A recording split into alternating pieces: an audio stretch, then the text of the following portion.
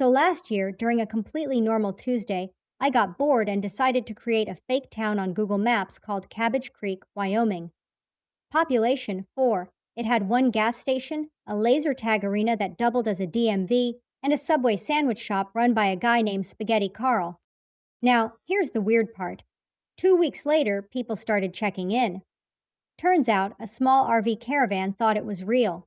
They showed up, they parked, they opened a yoga studio next to where I said the miniature horse race track would go. Then they held elections, and somehow I won. I wasn't even there. I was at home eating stale waffles and watching conspiracy documentaries about pigeons being government drones.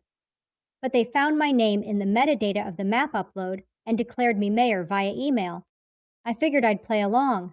I issued digital executive orders like, every Friday is backwards day. Hot dogs are now classified as currency.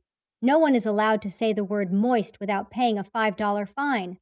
Things got serious when a crypto startup offered to tokenize Cabbage Creek. They made a coin called Cabbage Tendies, and it got listed on two sketchy exchanges. For like 6 hours, the market cap hit $14 million. CNN never called, but BuzzFeed did. Then came the zoning disputes. Some guy from Missouri tried to build an alpaca hotel, but another guy from Oregon wanted to turn it into a kombucha-powered data center. Fights broke out on Reddit. A petition circulated to impeach me because I failed to establish a stable llama tax.